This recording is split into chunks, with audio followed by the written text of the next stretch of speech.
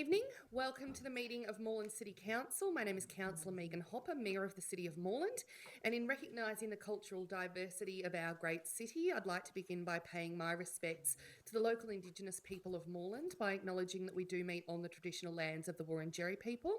I offer my respects to the Wurundjeri elders past and present, and to all Aboriginal and Torres Strait Islander people. Members of the gallery, please note that this council meeting is being recorded and live streamed to council's website. This recording will also be available as video on demand.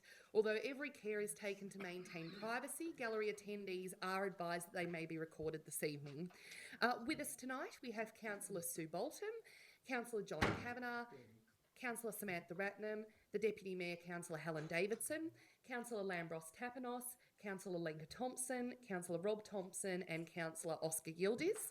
We also have a number of officers in attendance this evening: our Chief Executive Officer, Narina Di Lorenzo, our Director of Corporate Services, James Scott, Director of City Infrastructure, Grant Thorne, Director of Planning and Economic Development, Kirsten Costa, our Acting Director for Social Development, Chris Liebers, and our Manager of Governance, Lydia Harding. Councillor Gillies is on a period of leave at the moment, and so I don't require a motion for her apology. I have received an apology from Councillor Michael Tetty. Is there a motion to accept his apology? Happy to move it. Moved by Councillor Gildiz. Somebody to second? Seconded Councillor Davidson. All those in favour? All those against? I declare that carried. Do councillors wish to disclose any interest or conflicts of interest with tonight's agenda? No? Could I please have a motion for the adoption of the minutes of the meeting held on the 8th of April and also on the 27th of April? Moved by Councillor Rob Thompson, seconded by Councillor Lenka Thompson. Is there any discussion? If not, I'll put that to the vote. All those in favour? All those against? I declare that carried. We've received a number of petitions this evening. I'm happy to move them en bloc if councillors are okay with that. We've received petitions from the Merlinston Progress Hall, which is a continuation of a previous petition with postcards, Gilpin Park refurbishment, and hockey stick line marking request at Renard Street in Coburg. Is there somebody to move? I'll say move. Moved Councillor Tapanos. Other petitions in the gallery?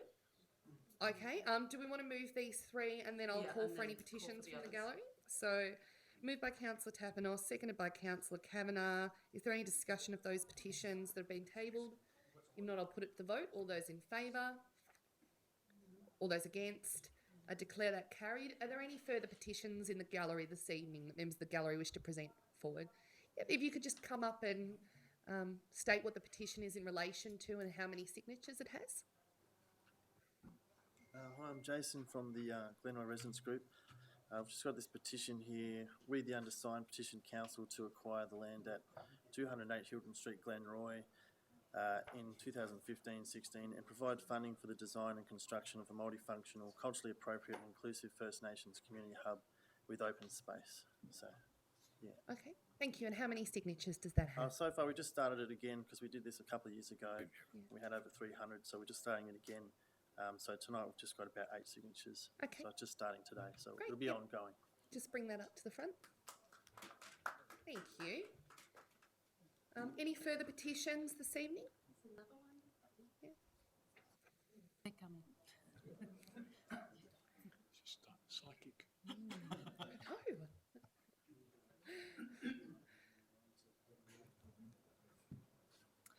Hi, my name's Sue Pickard, a concerned local resident, and I have children at Coburg North Primary.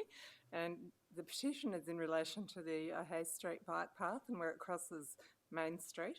So this intersection is quite hazardous to get across with kids or bicycles because there are cars trying to turn left and to right from Main Street into a Hay Street, and visibility is poor because of the railway crossing, and when cars are travelling west they can't see anyone who is attempting to cross, so it's quite a tricky spot to cross. And I have a petition of 302 signatures here, and also many comments which indicate there have been a lot of near misses and also accidents at that intersection.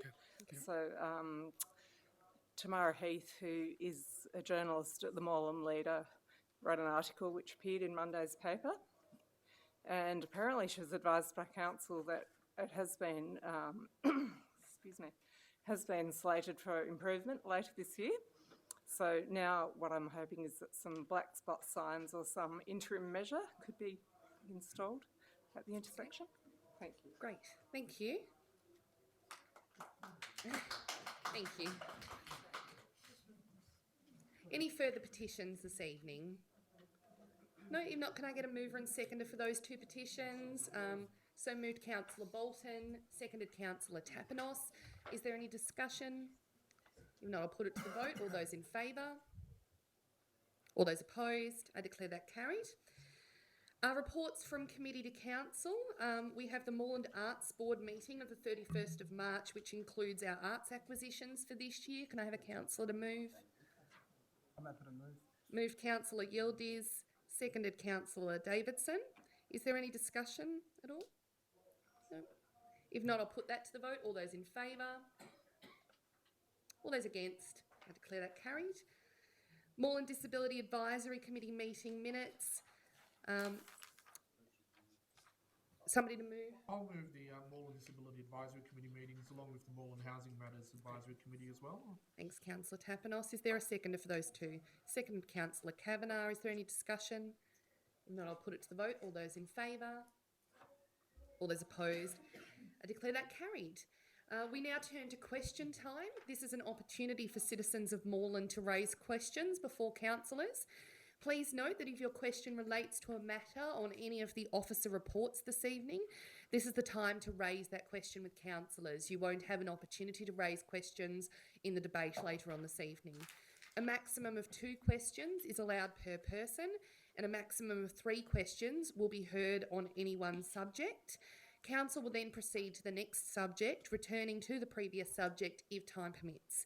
We have 30 minutes and we do want to make sure that we hear all of the questions from the gallery this evening. So I will ask that we don't enter into debate during this time, and if we need to, we can have a more detailed discussion outside of the forum this evening. Also, councillors, I will be prioritising one answer to a question from either myself or one councillor or officer as delegated, and we should try to address each question succinctly. So question time's beginning at 7:10 p.m. and our first question is from Jennifer Jacob. Thank you, Comrade Mayor, elected comrades, councillors. 2 simple questions. One, we spent a lot of good money upgrading the Brunswick bars. It's been put to me there's a disadvantage in using the great services of the bars because of the parking restrictions in the park opposite. I'd like to ask council to investigate whereby if somebody, say, takes out a 6-month membership, we give them like a pass they can put on their car so they could get like extra time in the car park. So one that promotes the bars and also encourages people to use the bars, which is consistent with our health policies. The second question is, and it doesn't require an answer tonight, nor could you give me an answer tonight.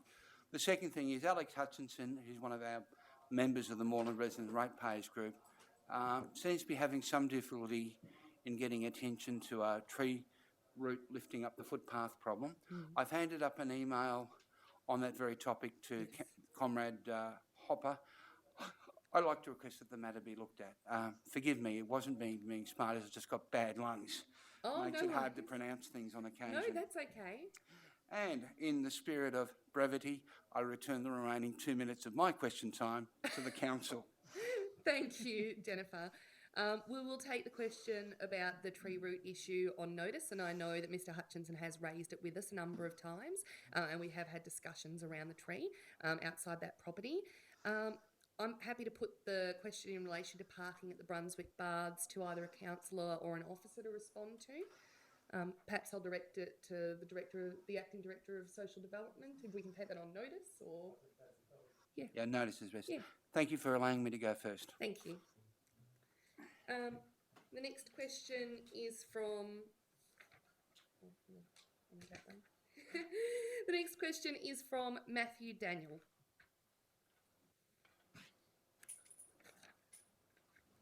Good evening, everyone. Thanks for the opportunity.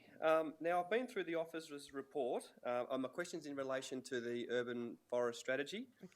And I've got 22 questions from the report, but I won't go through all 22 We of can't those. take 22. I can nail them down to two. The first one is, in the Moreland Street Tree and Landscape Strategy, have all the actions been fully completed to date?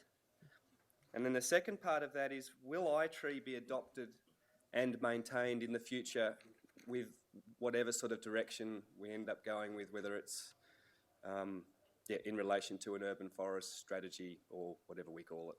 Okay. So the two questions: have all the actions from the street and landscape strategy been fully completed to date, and will iTree be implemented in the future? Okay, thank Cheers. you. Thank you.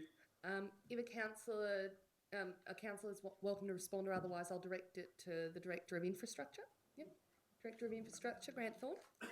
Through the Mayor, in answer to the first question, whether all the actions in the street landscape strategy have been adopted, been completed, no they haven't. There are still a number being worked on. And in relation to iTree, that's something we're working through, and as part of the proposed 15-16 budget, there's some funding allocated to develop a street tree plan, for want of a better word, and we'll be considering it as part of that. Okay. So how many of the actions have been completed, and when do you think those actions will be completed? I'll allow the follow-up, but as I said, Sorry, we're not I going to didn't- get into... we're happy to follow it up with you after the council meeting, but I'll allow the follow-up if the Director's able to respond this evening. Through the Mayor, off the top of my head, I'm not sure on the numbers. I can come back to you. Yeah, we have your contact details, so what we can do is get in touch with you as an action on notice before the next council meeting and let you know. And perhaps you can follow up with an email with the other 20 questions that you had, and we can see if we can respond to those individually. The next question is from Helena Gillies in relation to Bright Services report. Good evening. Thank you for letting me speak. I'd like to take this opportunity to thank Council and officers of Moreland City for their past support of Bright Services. And I'd like to raise a couple of questions. Firstly, I'm a bit perturbed about the funding.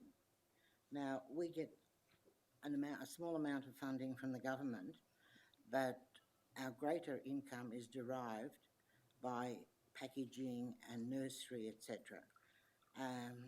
Sales. Now, we just barely break even, and we have these fundraisers to provide better amenities and services for our people with intellectual and other disabilities.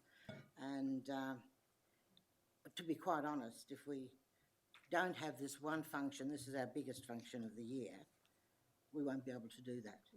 And so I'm surprised. I mean, you can't compare us to the Cancer Council, Diabetes Victoria. See, we only draw, not statewide or nationwide, only from the northern metropolitan region. So it's Moreland, Broadmeadows, Northcote, but mainly through Moreland, Brunswick, Coburg, Fawkner, Dallas and Broadmeadows. So there's not a great opportunity there to raise money statewide or nationwide. People just aren't interested. We're not in a wealthy area. The parents of our people are generally just worn out because the population's ageing and they're in their 80s, etc. So we hold this one function of the year, and we won't be able to hold it. So I ask you to please support our cause. Okay. Thank you. Thank you, Helena. And that's in response to a report that we'll be considering later this evening for a waiver of a hall fee hire. So I think councillors will consider that on an appropriate basis and on its case-by-case measures. So thank you for putting that case to us this evening. The next question is from Dorothy Bamblett.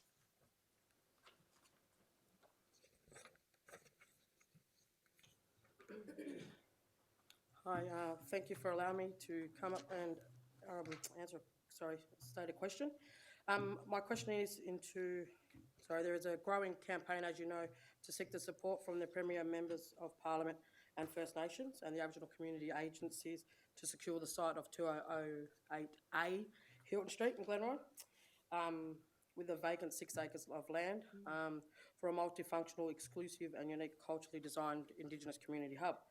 The recent support letters we've had petitions to council and state outlining the aspirations.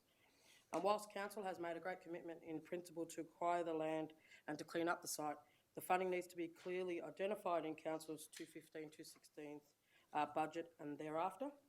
These suggestions are a practical way of ensuring that the council's decision on 208A Hilton Street, Glenroy, and with the respect of the Reconciliation Action Plan and the Memorandum of Understanding, are resourced for practical planning and implementation and a review purpose. My question is, given that council is progressing a number of Indigenous projects and activities in the City of Hume, is council now able to have annually tagged budgets for all of its Indigenous strategies, including the Ballot Murup land site? Thank you. I think we have two questions in relation to the Merri-bek project, so I might take both of the questions and then see if we can answer them together, if that's okay. So that's your question, Dorothy. We then also have one from Gary Murray, Gary, did you want to come up and give your question as well, and then we'll see if we can answer them both together? Also, before Uncle Gary does come, I do have some correspondence that I Sure, if you'd like to hand that forward, I'm happy to accept that. Is that what you circulated to us today as well, by email? Great, thank you. Wonderful, thank you, Dorothy.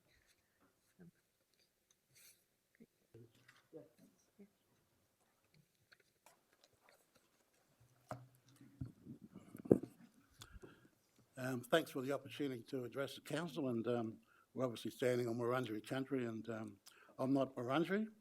I'm from the Murray River and the Alps, and but my family moved here from the floods of 56, 57, moved to Glenroy, and our family property is still there, so we've been here around about 50 plus years. And we've seen the place grow, we've seen different councils over that time.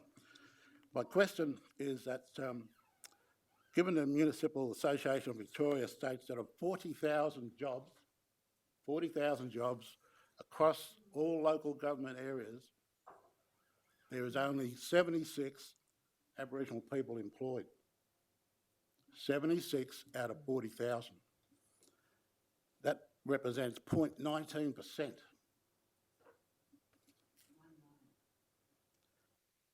And given Council's commitment to reconciliation and Indigenous employment and all the wonderful things you're doing, I've got to congratulate you. You're probably one of the best councils in Australia for my 30, 40 years of experience in Aboriginal affairs. You've got some really deadly stuff going, but I think it can get even better if Council would consider supporting the creation of a senior management position that's identified Aboriginal to assist your Reconciliation Action Plan, to progress it, to assist your MOU with Wurundjeri, and to work on the project and identify funding, because obviously funding is an issue with the 208A Hilton Street Glenroy site. And we think that we're not reinventing the wheel here because, for example, Swan Hill City Council, they have a manager of Aboriginal affairs. The budget's about $120,000 for the salary. City of Melbourne has an Indigenous manager in there, and they've got a unit. And of course, other councils have also got positions. So it's probably time that that we try and work on getting a senior management position in the City of Moreland, and I'd like to get your comments on that. And the second part, of course, is how many Aboriginal people do you employ at this point in time? Okay, thank you, Mr. Murray. So in relation to the Merri-bek site, Council does have a report before us this evening. It is in the confidential section of our agenda, and so I'm not able to speak to it in very great detail, but Council has made a resolution in the past, obviously, that protecting that land and maintaining it for public use is something that's of importance to us, and so those are discussions that will continue to progress. And I know that our CEO has been involved in discussions with relevant state and other authorities in relation to that. I'm happy to turn to our CEO for further detail around that, and also see if we can answer your question in relation to staffing at Council. Thank you. Through the Mayor. So the two questions, one was about forward programs and budgets. Often there's a range of different things that councils commit to during the year, and we then have to make sure they're part of our budget program. And if they are substantial numbers or large costs, they need to be sort of worked into the program so that we can work out at what point we can actually go ahead with doing those programs. I think that will be considered tonight in terms of the next step of how do we then secure that land. We've got some proposals that we'd like to talk through with council, including how then it might go into a forward program. So that's part of what council would be considering tonight. It is in the confidential item, so I won't go further, but it's to say that it will be looked through tonight. The discussion about the hiring of an Indigenous or a senior Indigenous manager, at the moment, my understanding is that we currently have more of a general policy officer who looks after the reconciliation action plan, which isn't what you're asking for. It's just recognising that that's currently what's in place. I think for that, it would be really good to have a separate discussion about how that might eventuate. Normally, we would make decisions like that through each annual budget process and as part of the next year's service planning to work out what are we actually going to deliver for those officers.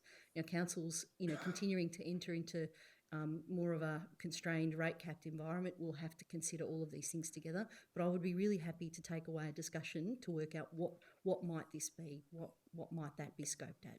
So that might be a good way forward if that's okay. Yeah. Unfortunately, it doesn't answer the direct question of how many Indigenous people do you employ. I was hoping that you employed the 76, but that's not probable, is it? Yeah. So can I get an answer from Yeah. anybody? I know there's one person there. Yeah.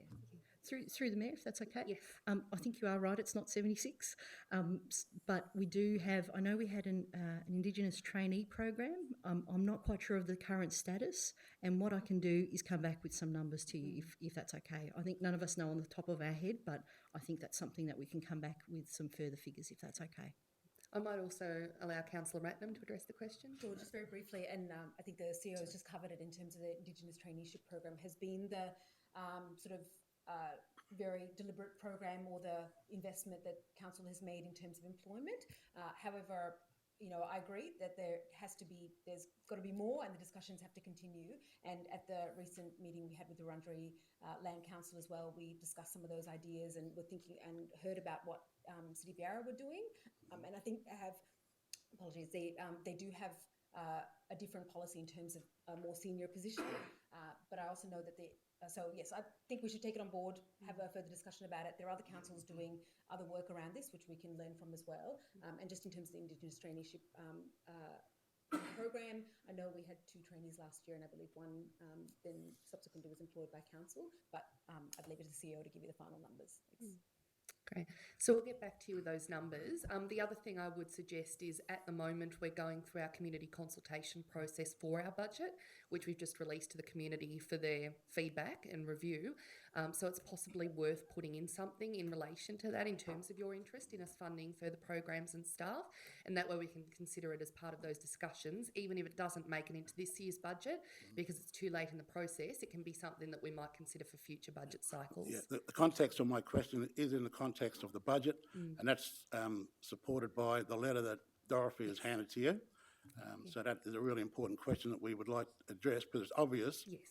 training strategies are okay, but we need senior Indigenous bureaucrats to get in there and assist the council to advance reconciliation and get all these deadly projects we've got going.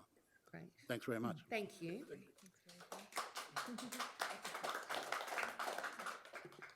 Our next question is from Maria Adango. I think it's Maria. Yes. Hello. Hi, everyone. Some of you know me, some of you don't. My first question is, we have a construction site over the road at 101 Hope Street. 2 weeks ago, I had to make 4 phone calls to the council, and I've written 4 emails to the council in regards to construction starting at 6 a.m, no traffic management. In fact, they were using the lollipop stick with just whistle. And we can feel the vibration of them pouring the concrete from our place. And it's not a little vibration, because I've got a 7-foot bookshelf that's packed, that's moving. We've also got agitators parking across the driveway on a continuous basis, and it's becoming a joke. And I would like someone to address these problems as soon as possible. Okay. So you haven't had a response to the questions you've put in? Not really, no. By email One and phone? person from town planning gave me the guys who issued the permits phone number, and basically I did not get the answer that I was looking for. Okay. And I was told to give the Victorian Building Association or something, or industry, a call. Right. Okay.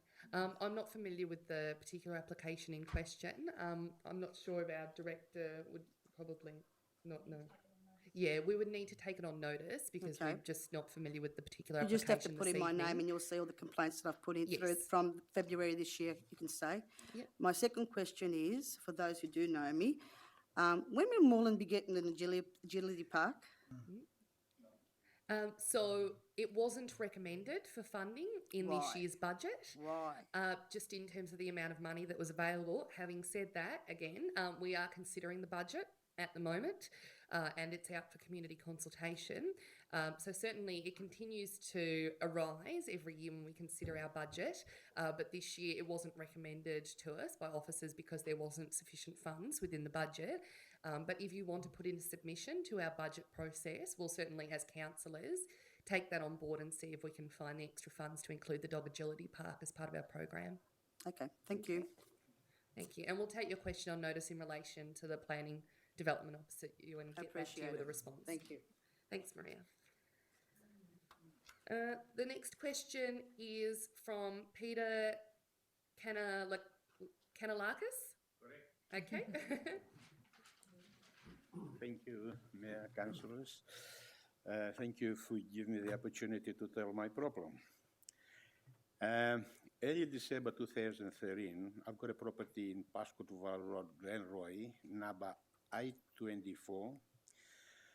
The tenant called me because water running before I step in the shop from the veranda and the top. I go down there, I saw a huge decoration above the veranda.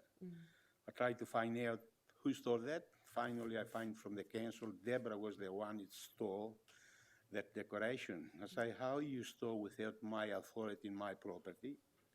It's not only that, the roof is not capable to hold that weight, it's caved down and hold the water up there. That's why it's leaking. Or are we going to have it immediately down? That's what she did. And then she referred me to Mira Mustafa. She's going to take over. And then she's going to make appointment. You're going to go with her over there and the council contractor. January, she told me 21st of January to be there, 11 o'clock. I'll be over there. Mira and another lady from the council and the contractor is put his letter on the side upstairs. He woke up and I go up.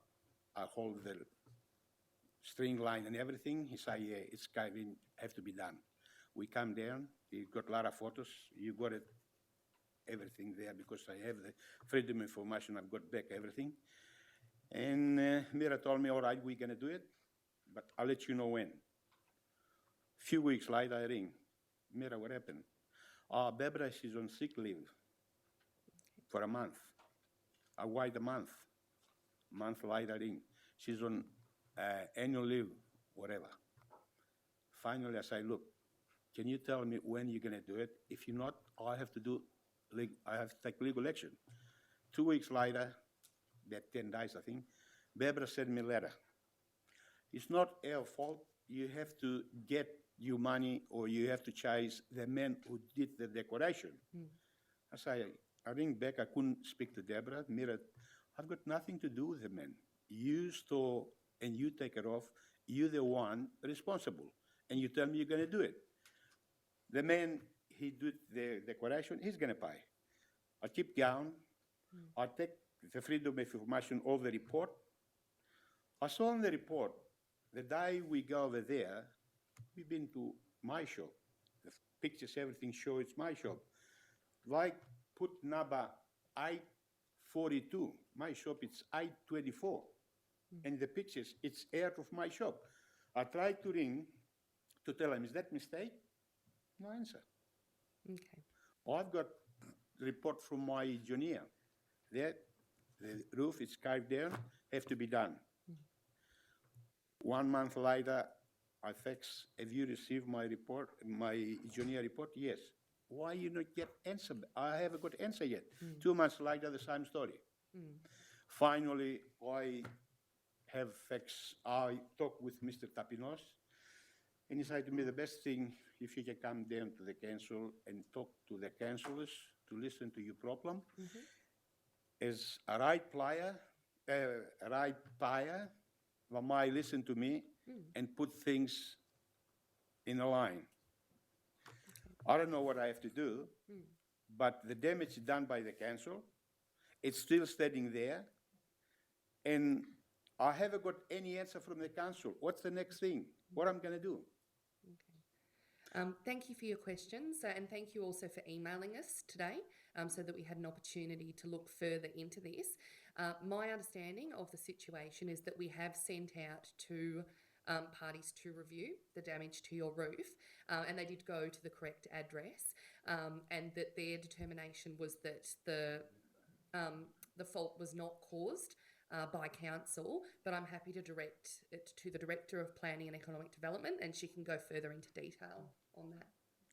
On the freedom of information, if I can say that.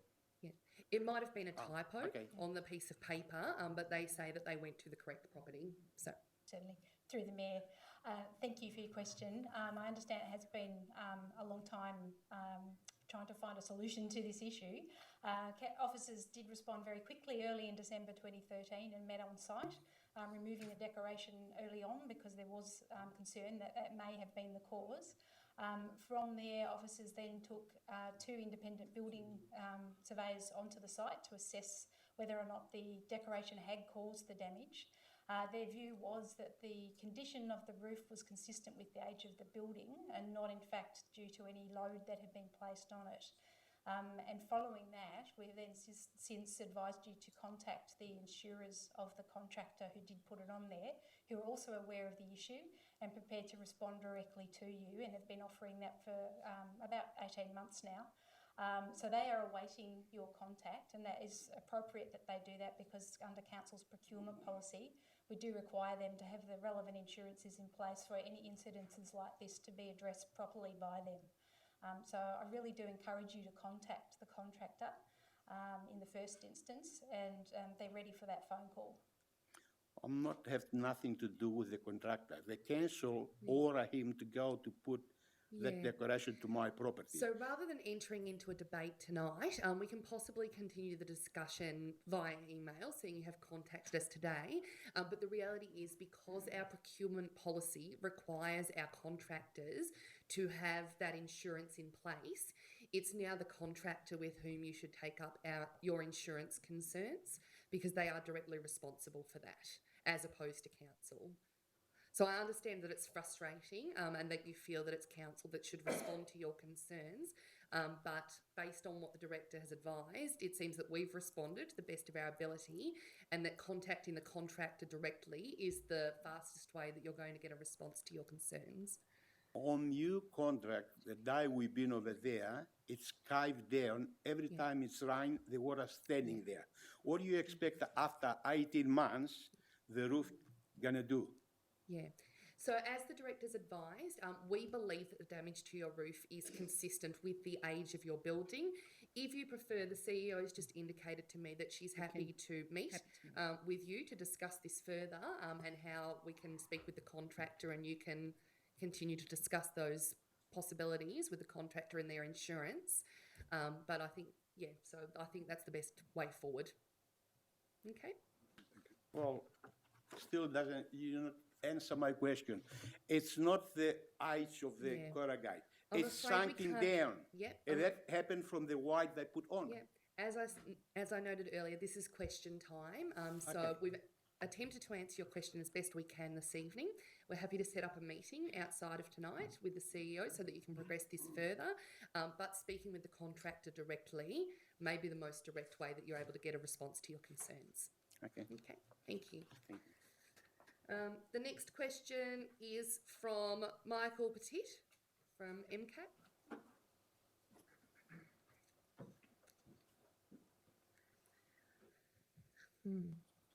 Yes, good evening. I actually don't have the questions, but I think I remember them. You've got them there, but it has to do, and congratulations, by the way. I just want to say this for the record. When the history of the East-West Link is written, Moreland Council will be remembered as the key party to settling the way it was. It gave Labour the opportunity to change its position, and thank you very much for your legal action which caused that to happen. Now we've got a new one. We have this new state government with a west-east link, with the Tullamarine widening, and with the Western Distributor. And my question for MCAT, and we're meeting tomorrow night, question for MCAT is council looking into that? Will they have a submission on any or all three of those? And what will be the level of community consultation in this project? And we'd like to know in due course what council will be doing. Okay, thank you, Michael. So obviously council has an established position in preference for public transport over the building of new road infrastructure. At this point, I'm not aware of any formal position on it. I mean, we could discuss it amongst councillors and possibly put up a resolution amongst councillors, but I'm also happy to check with the director about whether an established position has been discussed amongst officers at this time. No. So at this time, officers hadn't discussed establishing a position on that or putting in a submission. But certainly, I think the point that you raise is a valid and interesting one. And as councillors, we can now take that on board and perhaps resolve amongst councillors to put a submission and to take a position on those particular resolutions. Okay, and as a follow-up, which is the second part of the question, you could find out from the state government, hopefully, what level of community consultation there will be on the Tullamarine has been a bit in play. The other two are new initiatives, and obviously we don't want to be in a position like we were on the East-West Link where there's limited community consultation. So if you can look into that, we'd be very grateful. Thank you. No, I think that's absolutely a very valid point, so we're happy to take that on board. And our final question today is from Nikos Katoukas. Good evening, everybody. I'm not speaking English, speak Greek. Greek? Councillor Tapanos, you happy to translate? Councillor Tapanos will translate Το for πρόβλημά us. μας είναι στεγάζομαστε στο 27 Peacock Street, West Brunswick. Είμαστε περίπου 140 μέλη, είμαστε γεροντικό. Κάθε εβδομάδα είμαστε περίπου στα 80 άτομα. Πριν 3-4 εβδομάδες ήρθανε και μας πήρανε τα τραπέζα και καρέκλες και μας αφήσανε 60 καρέκλες. Ήρθαμε και κάναμε εδώ στα γραφεία Κομπλάιν, μας φέρανε την επόμενη Δευτέρα 30 καρέκλες, 5 τραπέζα. Σε 3 μέρες τα πήρανε ξανά πίσω. Πήρανε τη δημαρχία στα πράγματα, αλλά πήρανε και δικά μας. Είχαμε τραπέζα 2 μέσα και είχαμε και ένα μπαμπακιό μεγάλο έξω. Και λέμε τι γίνανε και μας λένε δεν ξέρουν τι γίνανε. Και το πρόβλημά μας είναι, θέλουμε να επιστρέψουν οι καρέκλες. Ευχαριστώ, θα μεταφράσω τώρα στα αγγλικά. Nicholas is the president of a seniors group that meets at 27 Peacock Street in Brunswick West. And his group has about 140 members. On a regular basis, they meet every Monday. About 80 people show up. He says about 3 months ago, a council went and 3 weeks. 3-4 weeks. 3 or 4 weeks? Yep. Council went and removed some chairs and tables. We've read the letters. And amongst those chairs and tables, they also removed some property which belonged to the group, including the barbecue. And also, then subsequently, after they have made a complaint to council, the chairs were replaced on a temporary basis for 1 day, and then they were removed again. He's here with a whole bunch of members of the group who are sitting behind him, and they went to their seniors group on Monday and they had nowhere to sit. And for seniors, this is a big issue, and he's asking the question, when will council restore appropriate chairs and tables to the facility so all of his members are able to sit down? Okay. Thank you.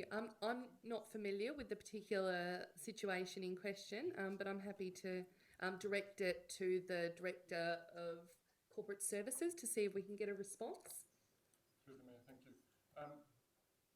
Officers are aware of this matter. We do accept that the chairs and tables were removed from the centre when officers were advised of an issue with the storage and the nature of some of that equipment not being, it was a bit worn and torn, and we thought it needed replacing. We do accept, however, that we should have communicated with the groups that use the centre, such as the group that Mr. Kultukas represents, and we are seeking to return chairs and tables so that the users of the facility can use it as they had previously, so that we can then deal with some of the other issues that arose. We accept that we needed to communicate better, and our manager of property has been in contact with Mr. Kultukas, and this week advised him that we would be returning those chairs and tables. Do we They know may not be the exact same ones, but they would be, They might be better. equivalent. Okay. Do we know a time frame at all when they'll get those back? Or? We're hoping to have them this week. If we don't, we might need to have another temporary arrangement, but the intention is to have a permanent return of chairs and tables. Thank you, James. Lambros, do you want to translate that back? This is going to test my language skills, but nonetheless. Ναι, λέει ο υπάλληλος ότι είχαν λάβει ένα complaint επειδή πράγματα ήταν πολλά πράγματα μέσα στο δωμάτιο και πήγανε και αφαιρέσανε κάποιες καρέκλες και τραπέζια. Αναγνωρίζει ότι ήταν λάθος να μην επικοινωνήσει εκείνη τη στιγμή. Και λέει ότι πολλά πράγματα χρειαζόντουσαν ανανέωση, δηλαδή καινούριες καρέκλες, καινούρια τραπέζια. Και τώρα υπάρχει αυτή η ευκαιρία να γίνει μια έρευνα εκεί πέρα για να πάρουμε καινούριες καρέκλες, να πάρετε καινούριες καρέκλες, καινούρια τραπέζια. Αλλά αναγνωρίζει ότι έγινε λάθος, έπρεπε να είχαν επικοινωνήσει και από εδώ και πέρα θα πάνε τα τραπέζια και καρέκλες όσες ήταν πριν. Και έτσι θα υπάρχουν αρκετά, αλλά κοιτάνε τώρα να αγοράσουν καινούριες. Λένε ότι ελπίζουν αυτή τη βδομάδα να μπορούν να έχουν τις καρέκλες στο κέντρο. Αν δεν είναι αυτή τη βδομάδα, τη Δευτέρα θα σας φέρουν προσωρινά και θα τα ξαναπάρουν, αλλά σε λίγες μέρες πρέπει να έρθει η καινούρια παραγγελία από τα τραπέζια και τις καρέκλες, όπως ήταν πριν. Είμαστε 30 χρόνια εκεί μέσα. Ανανεώσανε τις καρέκλες πριν από 4-5 χρόνια. Φέρανε 102 καρέκλες. Και αυτή τη στιγμή, αυτή τη στιγμή μιλάμε, είναι 60. He's just noting that they've been operating out of this venue for many years. The number was 102 chairs in the past. They've been reduced to 60 at the current levels, and they would they would need to restore them to the 100 or thereabouts level. Και δεν θέλουμε υποσχέσεις, γιατί οι υποσχέσεις τις λέμε και ξεχνιόνται. Θέλουμε έργα. Ευχαριστώ πολύ.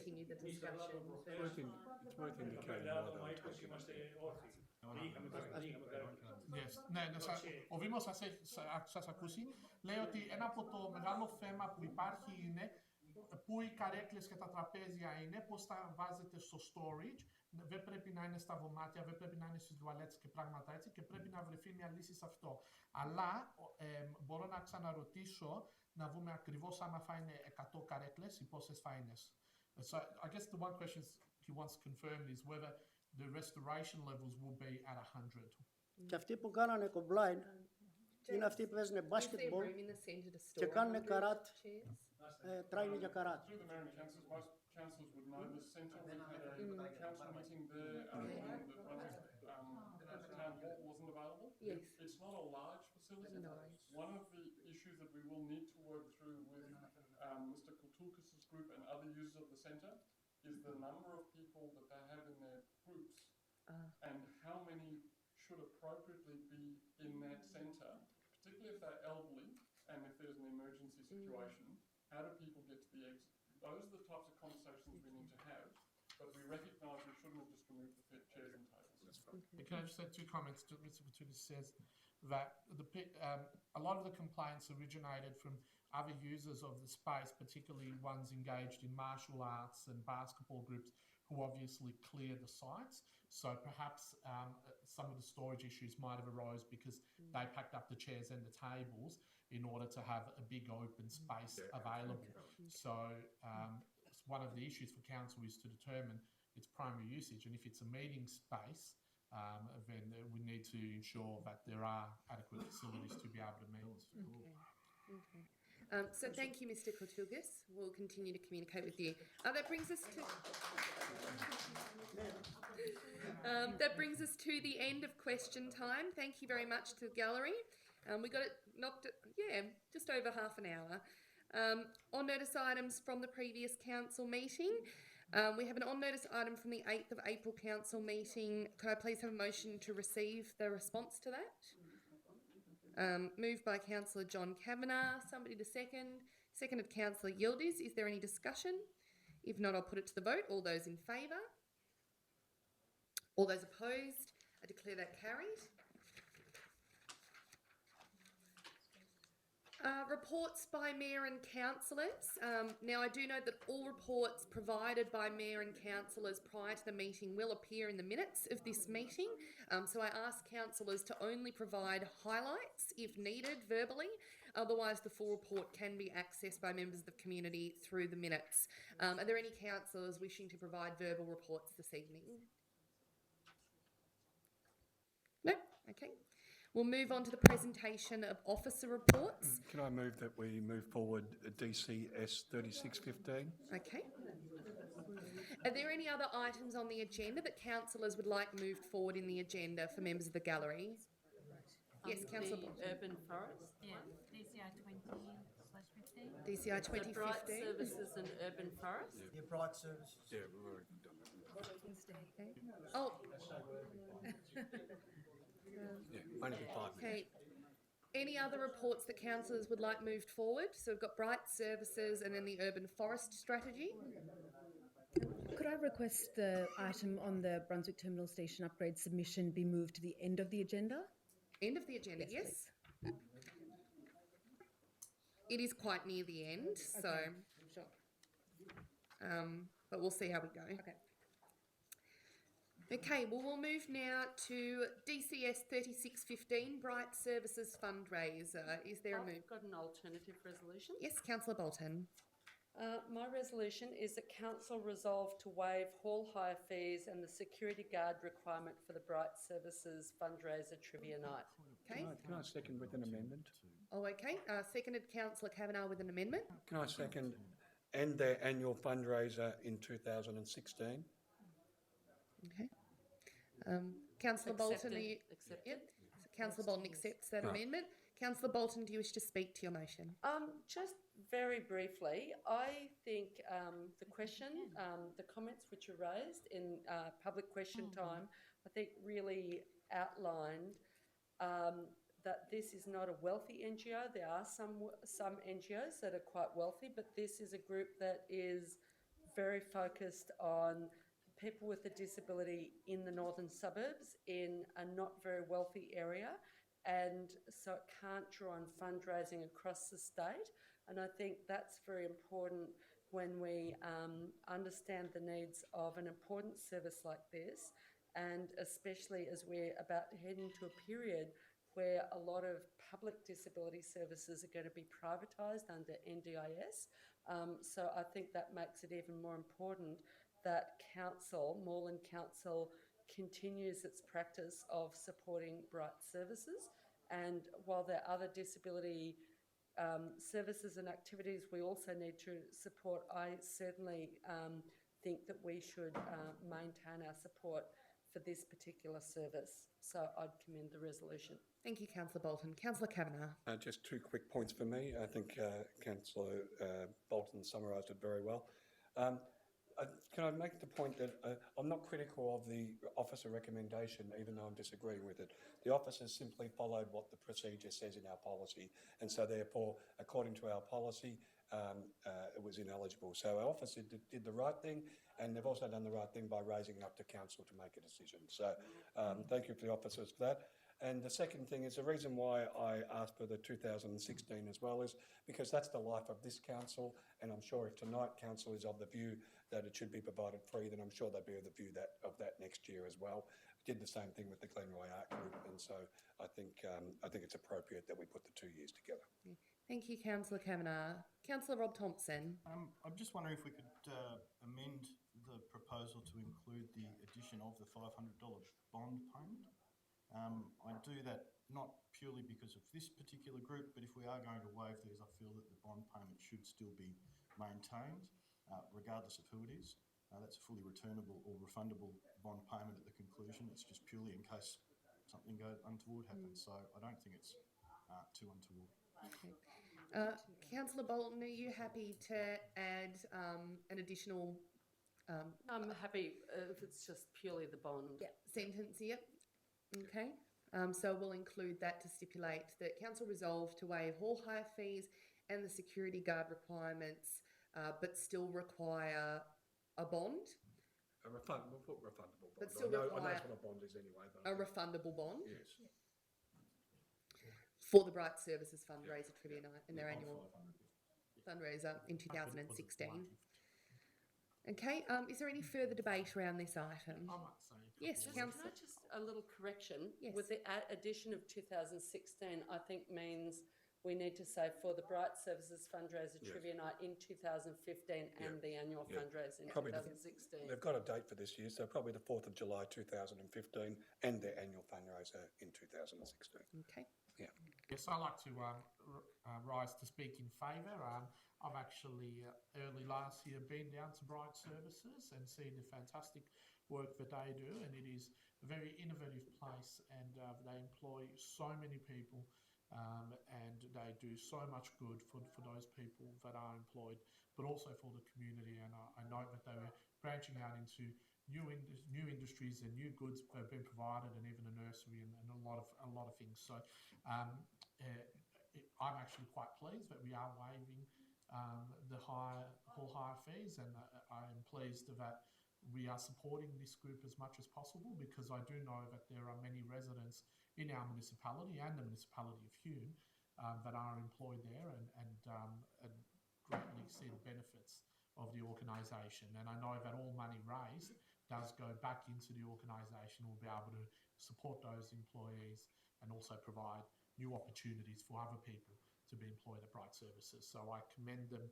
for the work they do, and I think it's great to be supporting them. Great. Thank you, Councillor Tapanos. Any further discussion on this item? No. If not, I'll put it to the vote. All those in favour? All those opposed? I declare that carried. Good. Well done. Thank you. Good effort. DCI 2015 Urban Forest Strategy. Councillor Lenka Thompson. Yeah, I'd like to move that this report be deferred till further council meeting. Okay. Second that. It's seconded by Councillor Bolton. As that's a procedural matter, I'll put it directly to the vote. All those in favour? All those against? Declare that carried. Thank you. For those watching at home who can't see it, our one remaining member of the gallery is clapping. We'll now move back to the remainder of the reports. Corporate Services, DCS 3215, Assembly of Councillors record. Councillor Rob Thompson. Can I move on block the first three? Okay, so that's DCS 3215. No, I've got an amendment to the third one. The third one? DCS 3415. Councillor Thompson, are you happy to move 32 and 33 on block? Yes. Okay, let's move Councillor Rob Thompson. Somebody to second. Seconded Councillor Samantha Ratnam. Is there any discussion? If not, I'll put it to the vote. All those in favour? All those opposed? I declare that carried. DCS 3415, Debt Management Participation in the Local Government Funding Vehicle. Somebody. Well, I could move it with an amendment or... Okay, Councillor Bolton. I'd like to move the report DCS 3415, Debt Management Participation, the Local Government Funding Vehicle, with one slight amendment to add, and the amendment is, or the addition is, to add a point 7 that Moreland write to the MAV to ask whether the MAV has investigated the local government funding vehicle interim facility being partnered with a fossil fuel-free bank, and to propose that the MAV actively seek alternative financiers for future local government funding vehicles. Okay, is there a seconded Councillor Ratnam? Councillor Bolton. I certainly would like to commend this report. I think accessing loans through the MOV is a very, very good step forward to pool the resources of the councils, to give council access to loans that don't require such great interest payments to serve. The reason for my, so I certainly support the report and the resolution, but my amendment is simply to really find out if the Municipal Association Victoria has investigated the possibility of this local government funding vehicle being partnered with a fossil fuel-free bank, other than the Commonwealth Bank. As we know, it does invest in fossil fuel, and Moreland Council has been progressively moving down a path of divesting from fossil fuel. And while that divestment strategy is focused more on investments rather than loans, on the other hand, certainly the Commonwealth Bank, a fossil fuel bank, will benefit out of loaning money and gaining the interest accrued. So that's just a simple, at the moment, it's really an investigative kind of point added to this motion. Great. Thank you, Councillor Bolton. Councillor Ratnam, did you want to? No? Is there any further debate around this item? No? If not, I'll put it to the vote. All those in favour? All those opposed? I declare that carried. DCS 3515 draft submission to local government rates capping and variation framework consultation paper. Yes. I'd like to move the report with a minor amendment to point 1, which would read, to endorse the attached draft submission to the consultation paper, draft submission to local government rates capping and variation framework, subject to an additional point being added in the submission that advocates for councils to be able to pursue third-party financing for projects and activities, and the rest of the recommendations as detailed in the report. Great. Is there a seconder? Seconded, Councillor Lenker-Thompson. Councillor Ratnam. Well, firstly, to commend the submission. It's so important that councils have a voice in the upcoming significant change in the way that we will be able to collect rates, and particularly, obviously, the idea of rate capping and the impact that it will have on councils. Just speaking to the amendment briefly, this is to enable and hopefully get the state government thinking about allowing councils to pursue alternative forms of financing. For example, energy use agreements, I believe that's the correct terminology, to fund things like solar projects for the community, which we're actively thinking about. But there are a number of regulatory impediments to us being able to do that. So it's just to broaden the submission to include that possibility. And just broadly, again, on the submission, looking at the impact that rates capping could have on councils, it is even more crucial that councils join together and raise their voice around the significant shortage of services and infrastructure funding that we could face if this policy was to proceed as we think it is proposed at the moment. Thank you, Councillor Ratnam. Councillor Lenker-Thompson, did you have anything to add? No? Is there further debate? Councillor Tapanos. Yes, rates capping is an issue that all municipal councils are facing at the moment in Victoria, and it is one that is going to add significant challenges to their budget and their budgeting processes. I'm really pleased that Moreland City Council has put in a submission, and a very good submission at that, because I believe that although residents, and I know many residents in Moreland as well as across Victoria, have had a lot of concerns about council rates going up beyond inflation and council rates being sometimes exorbitant, close to 10%. We need to, so those are legitimate concerns, and I understand why the state government has taken this action, but we need to ensure that we do have a number of councils that are financially sustainable into the future. And I do feel that the rate capping, even though it might have been put in place to address some concerns, there are some fundamental errors that have occurred. And first and foremost, the wrong index has been used. So CPI, the Price Consumer Index, measures things like household goods, like bread and butter and milk and so forth. But that is a very different to the business of local council, which is predominantly a service oriented organisation and has high staffing costs, and also builds things and has costs around the price of concrete, asphalt and construction costs. So it's very different. CPI is not the right index, and I think that local government, the MAV and the VLGA should work together to develop a new cost index that is more appropriate for local government. And I believe if we do this, this will be slightly higher than CPI, and it would mean that we do have a rates capping mechanism to stop the exorbitant high rates, which have been charged in the past. But at the same time, we will ensure that it is more appropriate and more adequate for council's needs and business. So Moreland City Council and all the municipalities across Victoria can maintain their long-term financial sustainability and independence of other levels of government. Thank you, Councillor Tapanos. Any further debate on this item? If not, I'll put it to the vote. Councillor Bolton. One little amendment, if people would be happy with this, to add a point 4, to publish the information that appears at the end of the submission on preliminary cost shifting information for the Moreland Council, clearly on our website and on the Council's Moreland Leader page.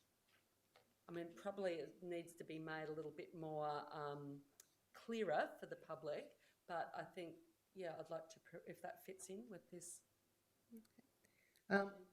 We've got the amendment. It's being indicated, it is in our budget summary, and so I think it's something that will go into some significant detail in relation to our budget papers and the discussion that takes place around that. I'm happy for the Director of Corporate Services to add to that.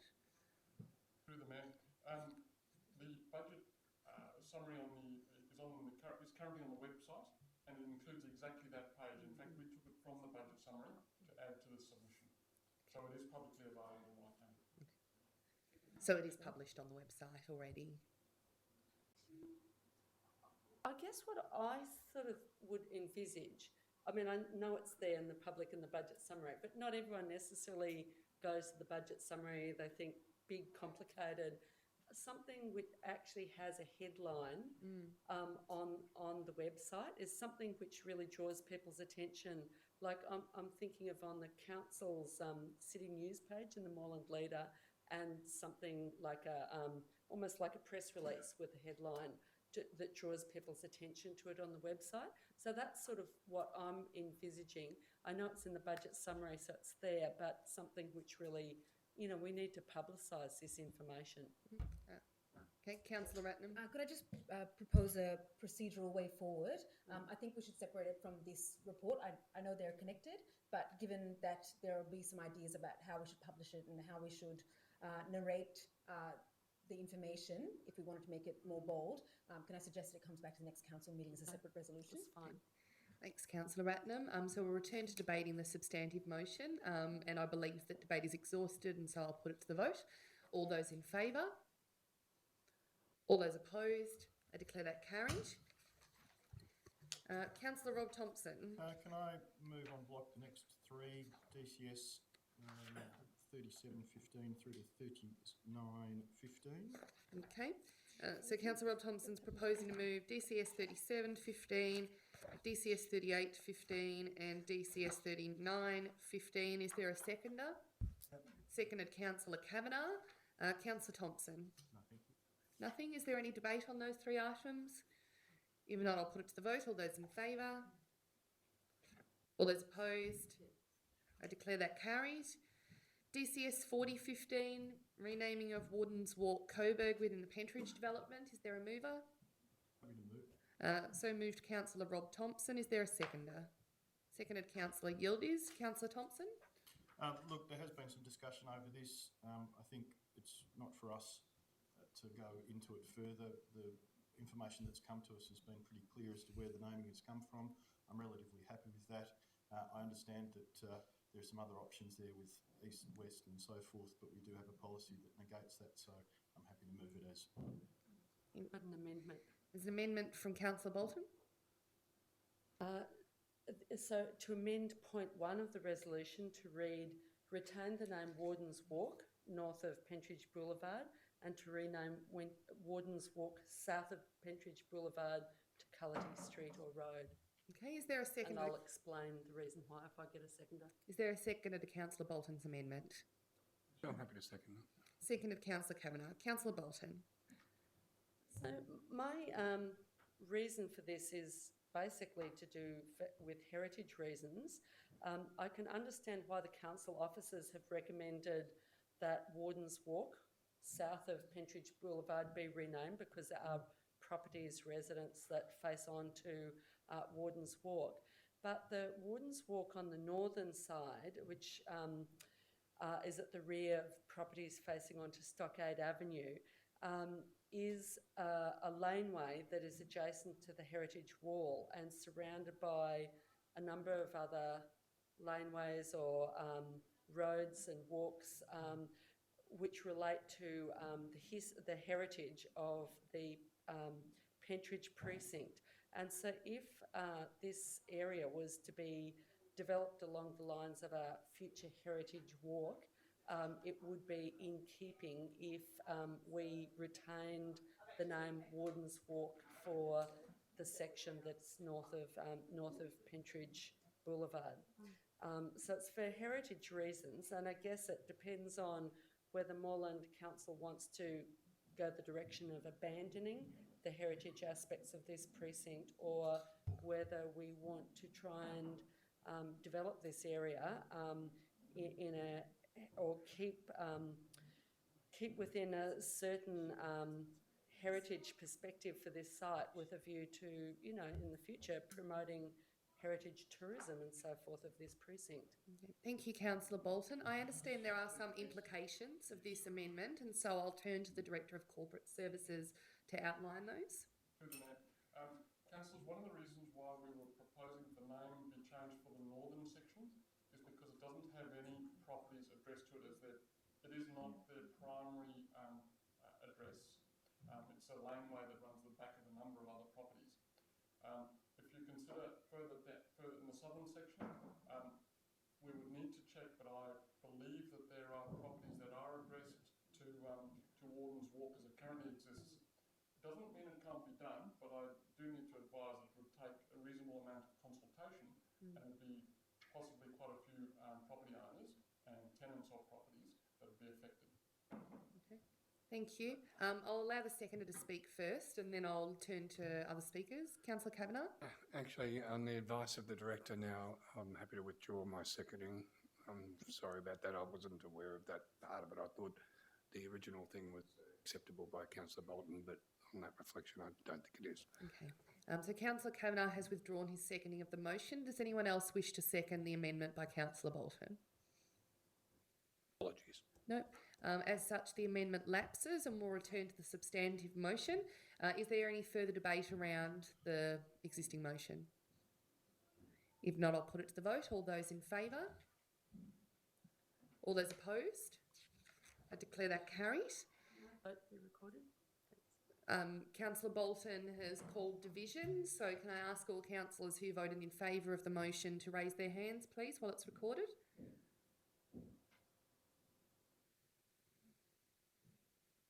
Only one, Councillor. Yep. And all those against? Councillor Bolton. And that's been recorded. We now turn to City Infrastructure, DCI 1915 Parking Area Plan Trial for Route 96. Councillor Ratnam. I'd like to move the recommendations on page 142 with the slight amendment to point 1 to include a new point 1A that would read, so point 1 would read, approve the trial of a parking area arrangement in the area surrounding the Blythe Street tram terminus subject to the following additional action. A, that an alternative bicycle pathway be designated with appropriate signage and treatments within the parking trial area to ensure that cyclists have an alternative safe path of travel given the loss of bicycle lanes due to the new Blythe Street tram terminus. Okay, that's seconded by Councillor Lenker-Thompson. Councillor Ratnam? So this report outlines some proactive steps that Council will be taking in response to a new tram terminus that we're welcoming that's moving to the north of Blythe Street. This is part of the Route 96 tram upgrade, which Council has been very supportive of. This amendment seeks to ensure that cyclists are provided with an alternative pathway of cycling, and I suspect that we're going to have to think about this as the rest of the route is upgraded in time, given that although Nicholson Street, well, the north of Blythe Street does have a bicycle pathway, but south of Blythe Street, Nicholson Street doesn't have a designated a cyclist pathway. However, it's used often by cyclists, even though there isn't a dedicated bike lane, because there is generally enough room between the car lane and the parked cars for cyclists to travel. So one big area of concern is what is going to happen to cyclists once the tram route is upgraded. However, given that this is the first stage of it and we are thinking about a parking area trial, we think that would be good to, I think it would be good to ensure that we are proactively thinking about cyclist safety.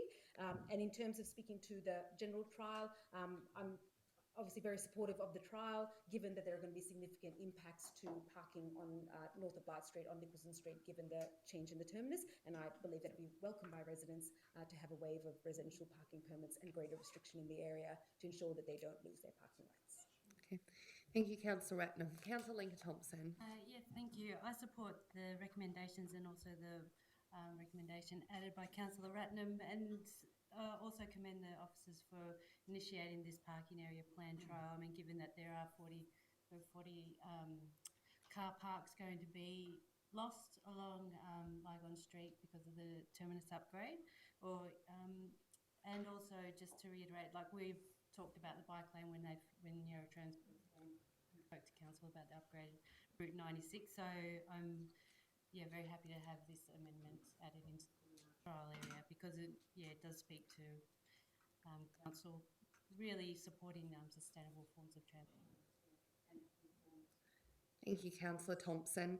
Can I propose a very small amendment that ward councillors receive from officers a summary of any submissions made by residents as part of the consultation for this project? Is that okay? Sure. Yeah. Thank you. So that's acceptable. All councillors. Oh, well, all councillors? Sure, if all councillors would like to receive? Okay, that all councillors. And that needn't take the form of a formal report, obviously. It's just an email to let us know what submissions have been received. Yep, happy with that. So that if that's acceptable to the mover, thank you. Is there any further debate on this item? Yep. If not, I'll put it to the vote. All those in favour? All those opposed? I declare that carried. We've done urban forest strategy, so we'll move to social development. DSD 1515 Community Infrastructure Framework. Can I have a mover, please? Sure, I'm happy to move the recommendations as detailed on page 156 of the report. Thank you, Councillor Ratnam. Is there a seconder?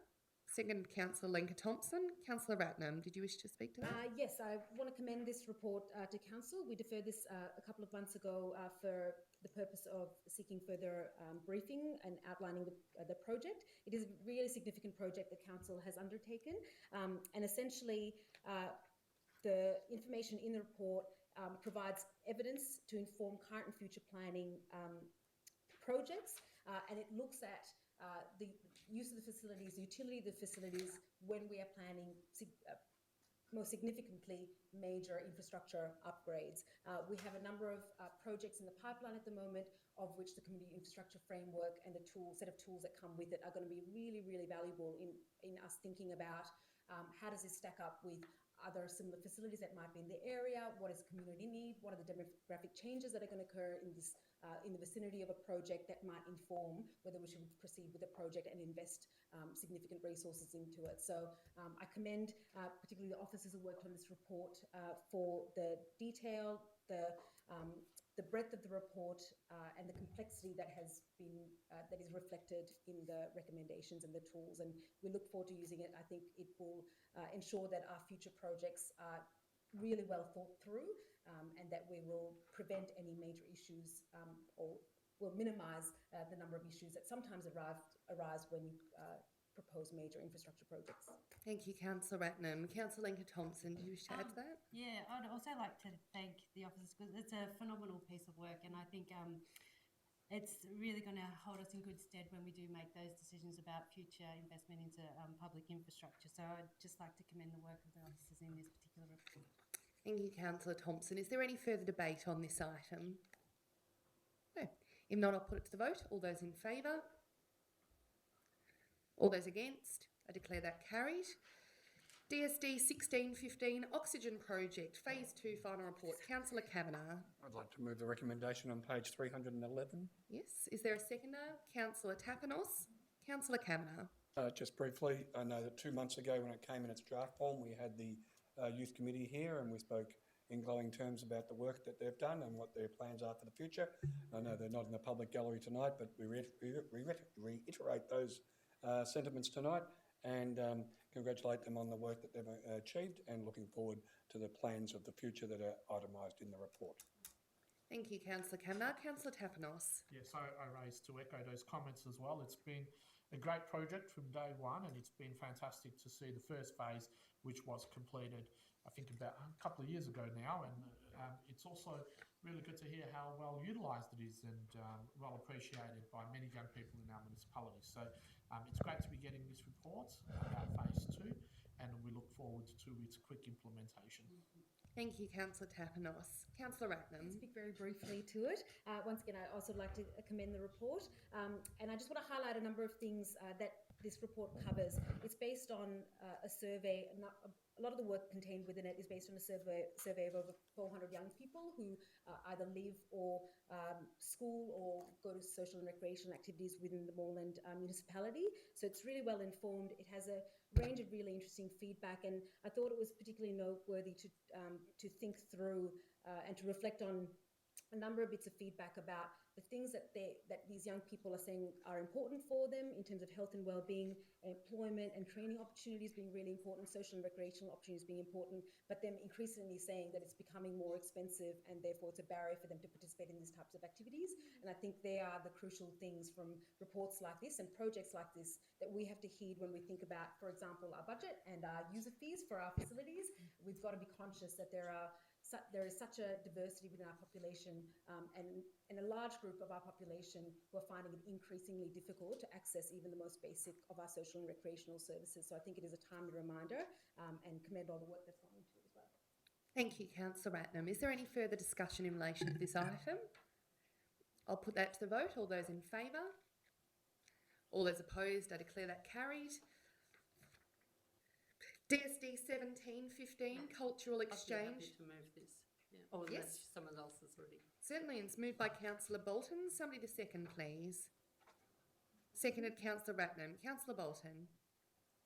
I'd certainly like to support this cultural exchange grant proposal by the Foundling Archive. One of the members of this archive has been a very active member of the Fawkner Community Strengthening Committee. And, you know, they've carried out a number of she and her partner have carried out a number of oral history projects in different parts of Moreland, including around Merlinston Progress Hall. That's one of their projects they've offered to help out with residents who have been campaigning to save that hall. And I think this is part of recording the history of Moreland. And in this particular occasion, they're talking about both this is Brunswick and this is Fawkner, and really bring not just the ancient history, but the continuum between the older history and the transitions and to where these suburbs are now. And I think this is a fantastic project, and I think it's really exciting that this group actually exists in Moreland to record our history. So I'd certainly, I hope councillors will support this this grant of $5,000, and really will be very keen to see the outcome and result of it all. Thanks. Thank you, Councillor Bolton. It was seconded by no further discussion. Councillor Yildiz. No, you're fine. Is there any further discussion on this item? Councillor Tapanos. What I like about this project in particular is that it looks at two very different parts of our municipality, Fawkner and Brunswick.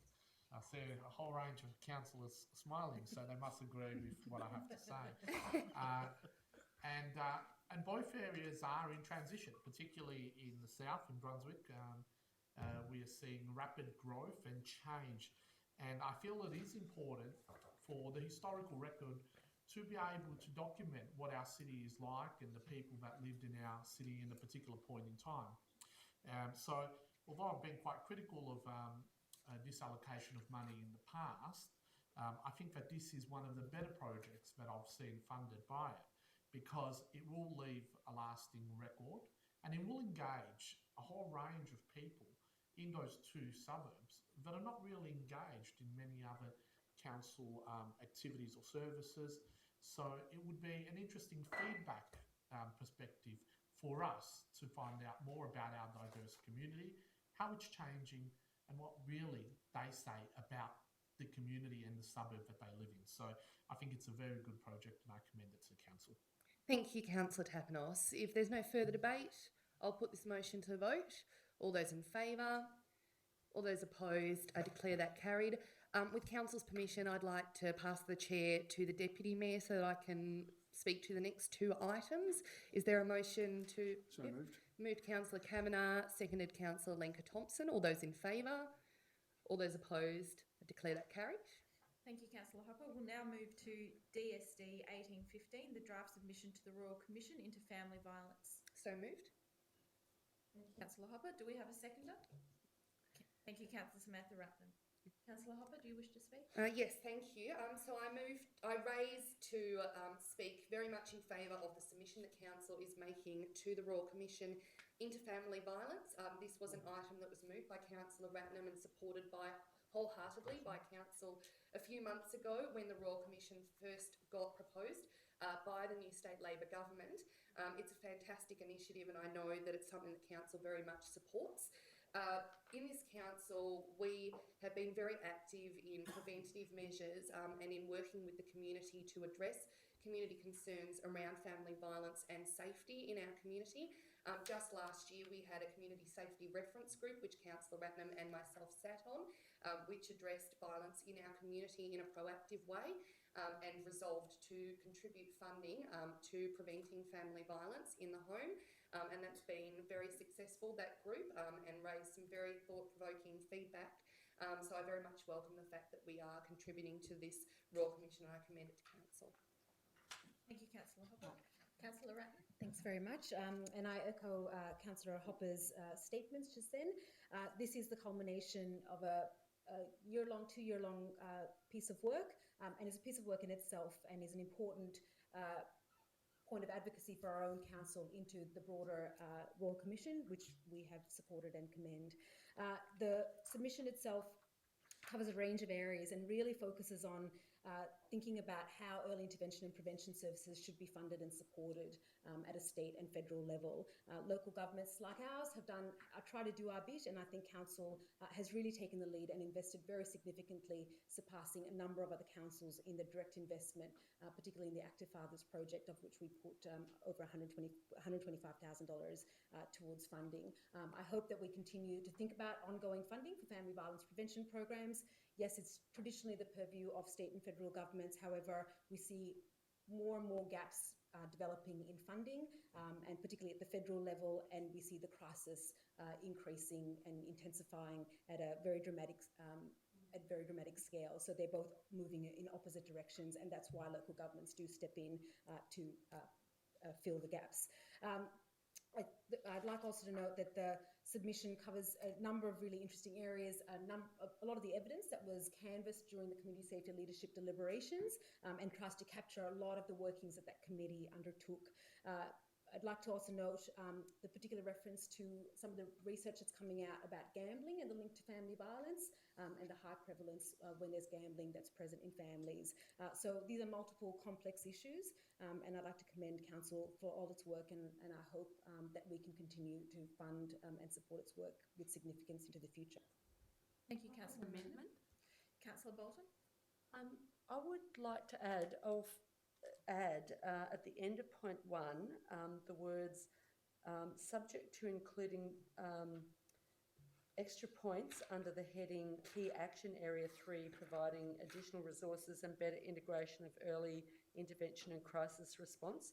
And I list 3 extra points that state and or advocate for state and federal governments to increase the level of funding so that family services can adequately respond to the level of need.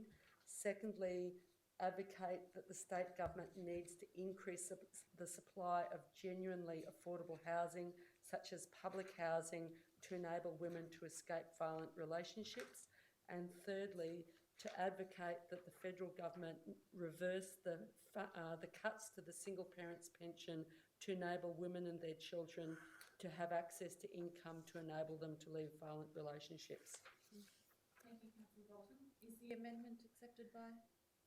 I'm just trying to understand its impact. So I'm reading through the review, and I'm very conscious of the fact that this submission has been prepared by our officer experts and by a committee of people who are specialists in this field. So I don't want to override the expert advice that they've provided us with. So I'd like to understand a bit better before accepting the amendment, what its impact is. Point of order.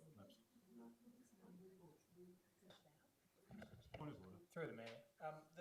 The submission's due on the 29th of May, so there is time for us to do some work on that submission to include those items. I don't think it would significantly change our submission, so if Councillor so inclined, the changes would be fine from our perspective. I'd like to propose that it seek a seconder and be debated as a separate amendment, just because... I'm happy to second. Okay. Thank you, Councillor Tapanos. Is there some discussion? Yes, Councillor Bolton. I'd like to speak because I actually think the submission that's been prepared by the council officers is very good, and I don't expect the points I'm raising to be to use these precise words, but to work in the spirit of these points.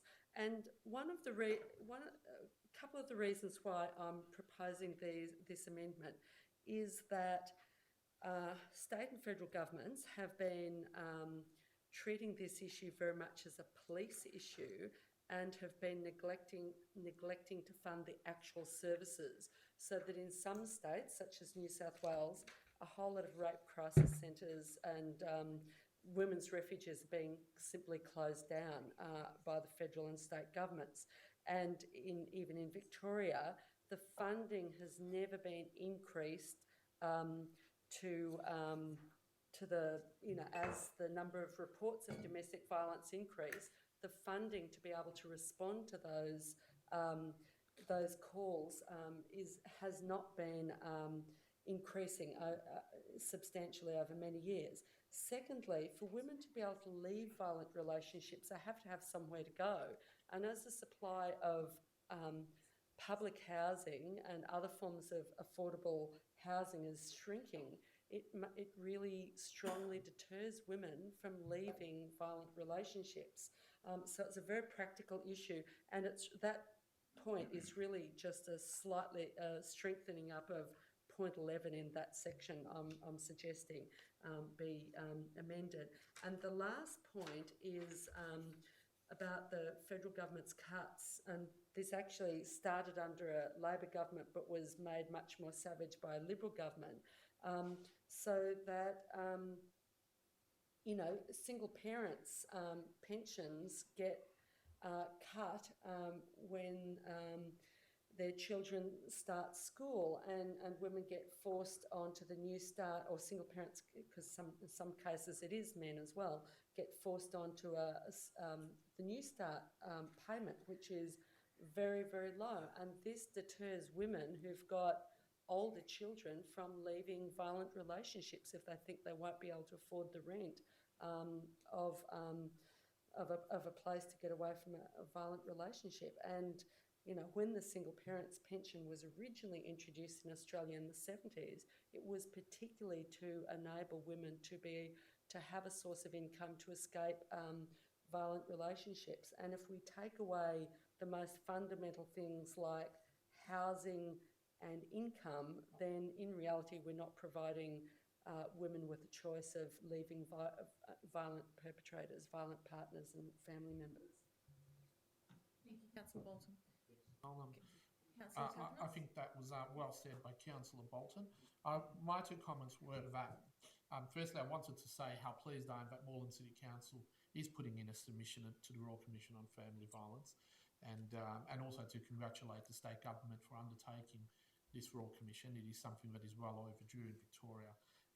But I do feel that these two issues that have been raised in this amendment, particularly housing but also income support, are very critical, and they are just the type of thing that might fall between the cracks or not really be given the attention it deserves. So if there is one thing that we do highlight, and even if already is in the report, I do think that it is wise for us to accept this amendment and vote up this motion and highlight those elements, because these are the types of services and income support that really do make a difference to those who need it most. Thank you, Councillor Tapnos. Councillor Ratner? So I just wanted to respond to the points. Look, I have nothing against the amendments, and I think they're very, very good suggestions and critical points of advocacy. However, the only thing I wanted to say was the tone in which this submission is written is a number of recommendations. It doesn't specifically say this. There are some references to particular levels of government, but in terms of the solution for where the funding is found, it actually doesn't say that. So it's left more broad than that. So, for example, for the 2 points out of 3 there, if you look at point 9, it talks about adequate specialist services need to be available, et cetera, et cetera. So that actually encompasses an appropriate level of funding. So I think those broader statements are about saying, well, that means that they have to be appropriately funded.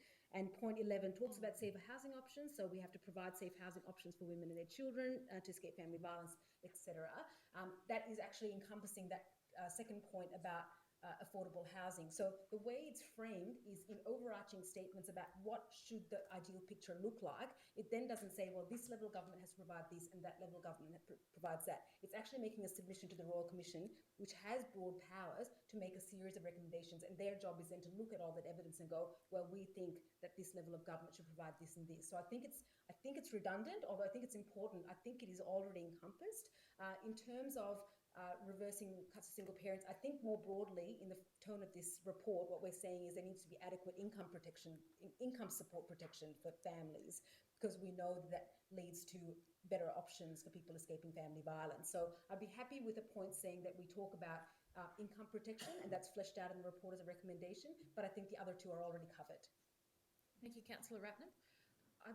Councillor Hopper is on her feet, and then we'll turn to Councillor Lenker-Thompson. Can I close the debate on the amendment?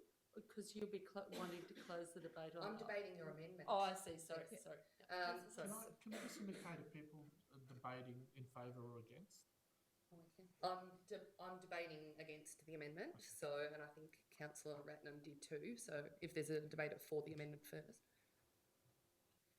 No, okay, Councillor Hopper. Thank you.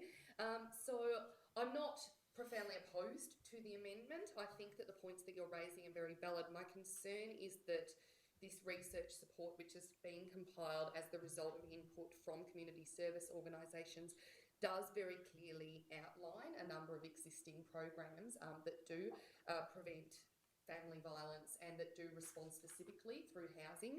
So, for example, it does go into detail around the Safe at Home program as an example of a positive step, the Northern Crisis Advocacy Support Service. By putting in specific points, such as the one that you've raised, I'm concerned that it overrides and perhaps detracts from the already fleshed out and substantive examples that are included in the report. I'm not really sure where these specific dot points would fit in the context of the report itself. Having said that, I understand that the point you're specifically trying to make is around funding from state and federal governments as opposed to the success of programs that already exist. I concur that we need to lobby more strongly for adequate funding for preventative measures from state and federal governments, and certainly I would argue that we've seen within our own council examples of where previous state governments have leapt to funding projects that are reactive measures to violence within our community, whereas we've had great success in funding preventative measures such as the installation of better lighting in Brunswick and activated community space. So I definitely agree that lobbying state and federal governments for preventative action in safety space is important. I would be more comfortable with an additional dot point which stated that as part of its submission, Council lobby for increased state and federal funding for preventative family violence and community safety projects, including public housing, and that would give a broad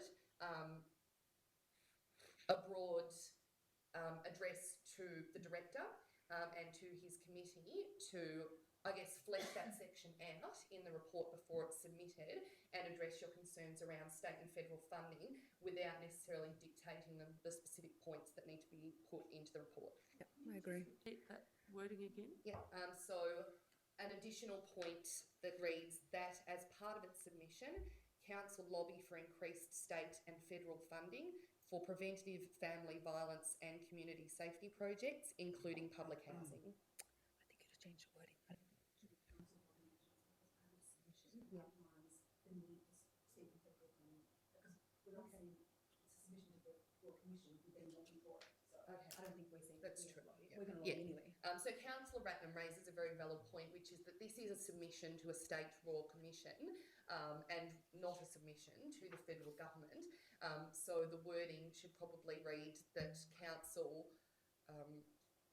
that as part of its submission, Council outlines the need for appropriate state and federal funding.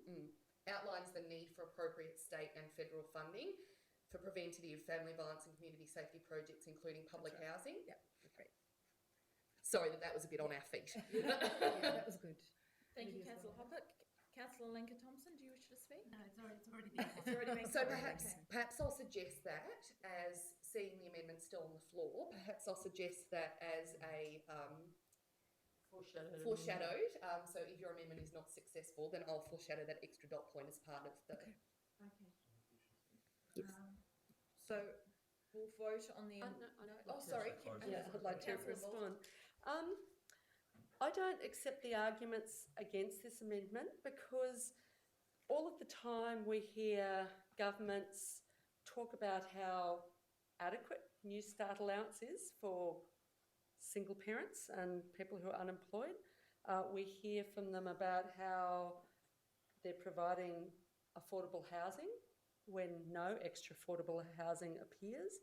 We hear from them, the impression is created in the public mind that they're increasing funding for domestic violence services. If you listen to statements made by ministers at state and federal level, you would think the government is fantastically funding domestic violence services, and they're not. They are not. The number of reports of family violence is up here, and the increase in funding is down here. And I think you need to use the words like increase rather than just say adequately fund, because they just, the governments just simply say that poor service is adequate funding. I mean, that's the double speak that the ministers and so forth of both levels of government talk about. And they're prepared to put lots and lots of money into CCTV cameras and police. And I understand that there is an element of policing with family violence, but they're not prepared to spend the same sorts of amounts of money on services to deal with family violence. And, it's not enough just to say, whatever the point is, provide safer housing options. We actually need to say more and genuinely affordable housing has to be provided, because also we've got housing that's supplied that they call affordable housing, which isn't genuinely affordable through, many of the housing associations, and also adequate income. Well, the federal government says New Start allowance is adequate income. It is not adequate income for a single parent, especially when you look at the rents, the astronomical rents in throughout Melbourne, even in poorer areas. The rents are absolutely astronomical. So I think we need to be more specific, and I'd leave the wording up to the council officers. I've got full confidence that the council officers can work out a wording around the spirit of these points, which is in fitting with the submission. But I think you actually have to call a spade a spade. It's not good enough for governments to just be tokenistic about family violence. We need real action. And I think that's the point I'm trying to get at, because there's a lot of tokenism about this subject.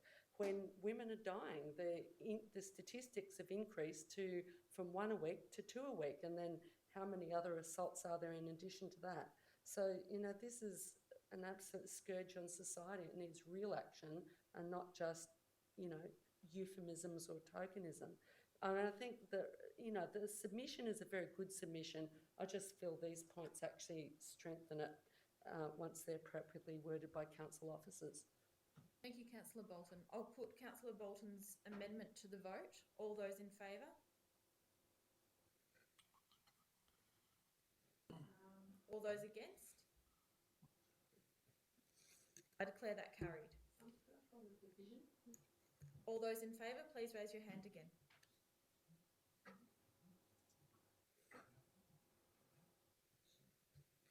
All those against, please raise your hand.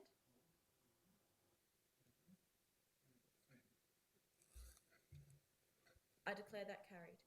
Now, we move back to the substantive motion.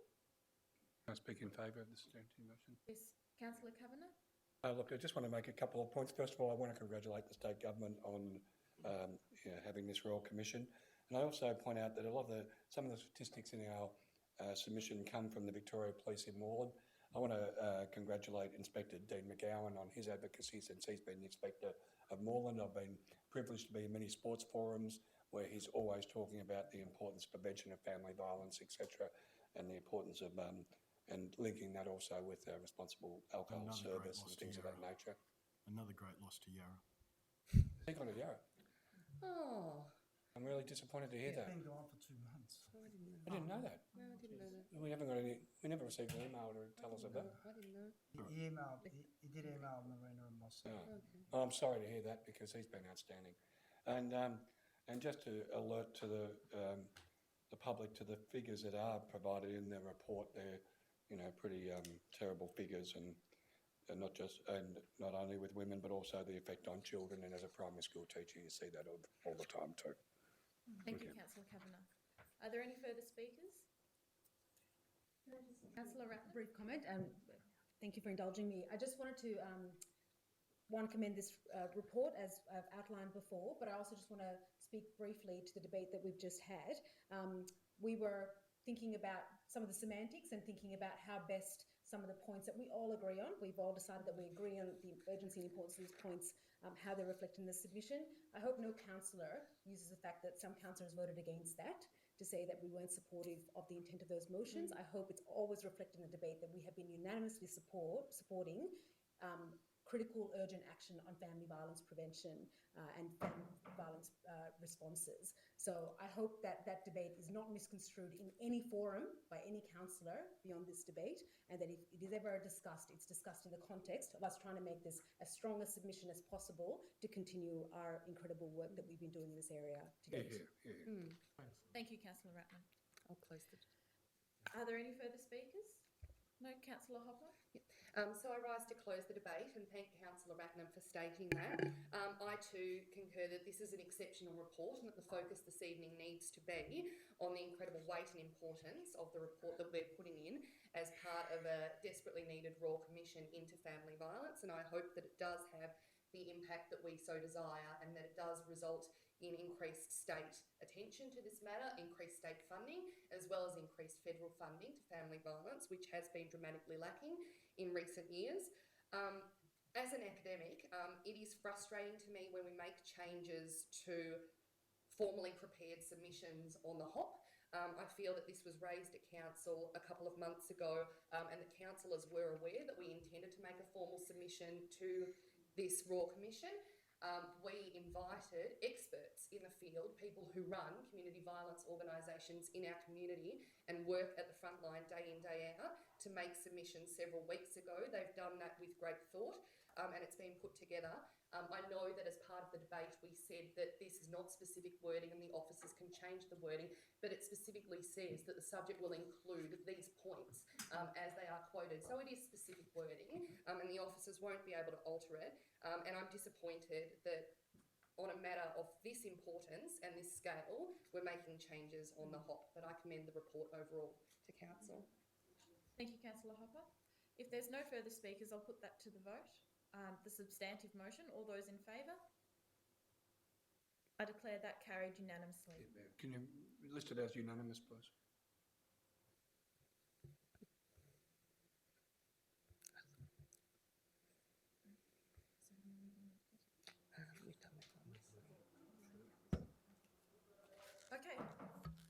we'll now move on to DED 3415, Lygon Street North, Brunswick East Development Update, D15 51521.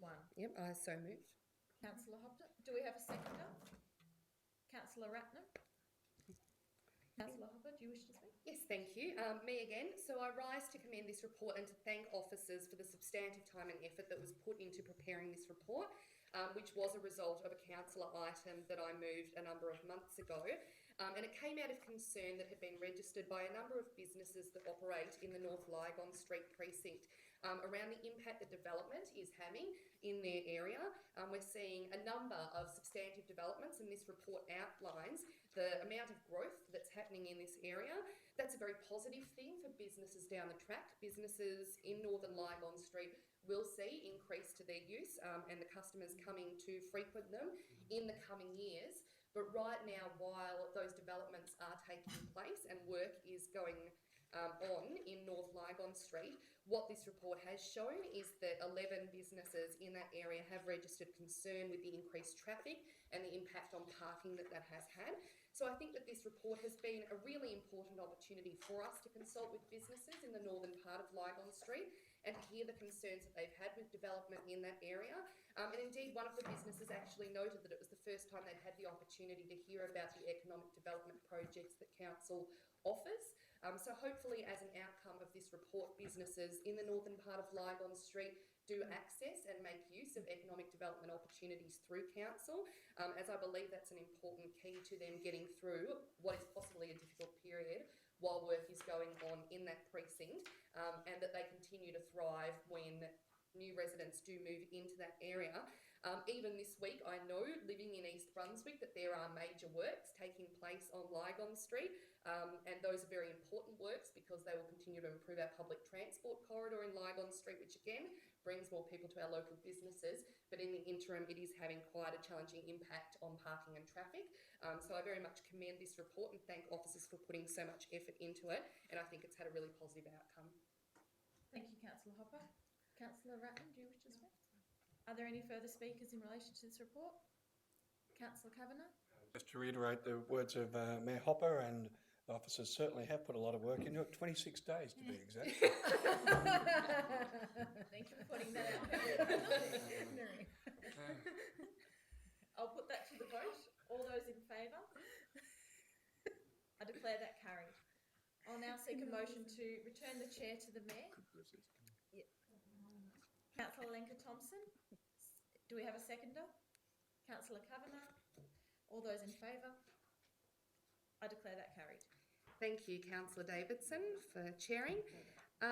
We'll now move to notices of motion from councillors. So councillors, I'll ask that, as per usual, you begin by stating the motion, and then once we have a seconder, you'll be able to speak to it.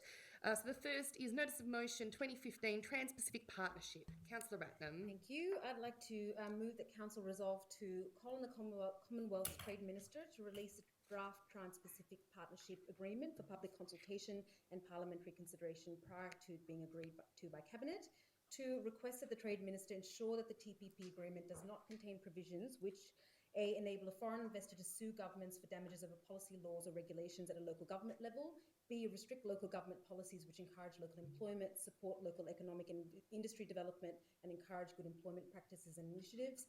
C, restrict local government policies which encourage good environmental practices and initiatives. D, restrict local government supply and regulation of services or require the commercialisation of services. E, prevent local government procurement policy from giving preference to local suppliers.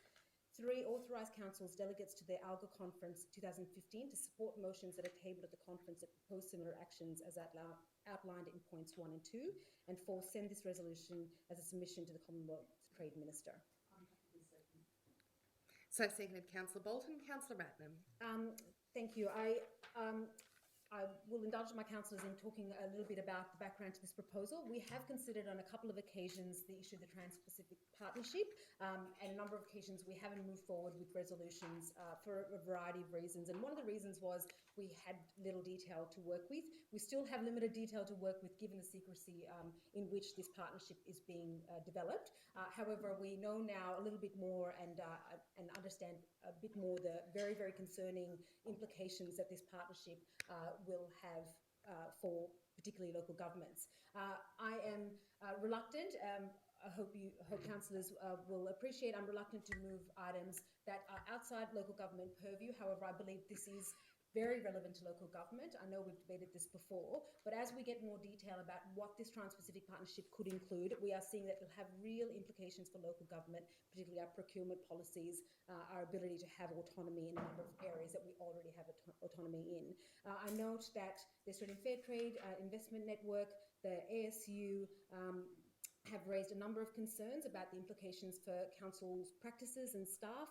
There's a particular note in the background about libraries and the impact that the partnership agreement will have on procurement of books and other resources for libraries. And one of the reasons that I have moved this motion now is because, as I understand, that a number of councils have moved a similar motion, if not exactly the same motion, across Australia, and they are lobbying for the Australian Local Government Association to take action. And ALGA is the place where further action can be taken. Yes, we have limited power as a local government, but if we allow our representatives to ALGA to be able to support motions that might come to the floor at ALGA, that is appropriate use of that ALGA space, because they will be sitting with other leaders of states and territories when it comes to lobbying and advocating around the Trans-Pacific Partnership. And we have to protect these local interests, because there are others going to get subsumed into what could be a very dire partnership and agreement that we will have very little control over and very little exposure to in terms of what it actually will mean for us. Councillor Bolton. So I really strongly hope that the council actually votes up this resolution. I did attempt to move a very similar resolution about 12 months, 2 years ago, because if this agreement gets signed, you know, it'll have a big impact. Not only could it have a big impact on all levels of government in Australia, local government, state government and federal government. And it, you know, and it's also the bodies that have been brought into the actual negotiations include some of the biggest corporations in the world, are parties to the negotiations, while meanwhile, you know, the Australian public, this is being negotiated behind our backs. And a lot of it, the information about the Trans-Pacific Partnership has been a result of leaks through WikiLeaks, etc. I mean, that's the only reason we know some of the very scary things about Trans-Pacific Partnership Agreement, and it's very close to getting signed off now. There's a much bigger campaign against it in the United States, including, I think, a number of US politicians who are opposed to this agreement. But one of the scary things is the investor-state dispute settlement, which will give corporations huge powers to sue all levels of government if we're seen to you know, be at all restrictive of free trade by favouring particular goods or services because they're not provided by child labour, or, you know, fit certain environmental guidelines, or fit local manufacturing guidelines in terms of jobs. You know, all of those will be seen as being grounds for companies to sue any level of government. So I really hope that, third time lucky, that the council actually passes this, and I really commend Councillor Ratnam for adding in point 3 about council supporting any of these motions that are moved at ALGA conference by other councils. I think Sydney City Council was the first council to pass a motion, and it was after that we put the motion up in Moreland, but unfortunately it got rejected at that time. But hopefully people have changed their mind and thought a bit more about it. Thank you, Councillor Bolton. Is there a speaker against the motion? If there's no further debate on this item... Can I say 2 words? Yes, Councillor Tapanos. I rise to actually speak in favour, having previously spoken and voted against the motion that Councillor Bolton moved a few months ago, or perhaps a year ago. A year ago, Councillor Bolton, yes, sorry. And generally, I do support the negotiations that are currently occurring around the Trans-Pacific Partnerships and Free Trade Agreements in the Pacific.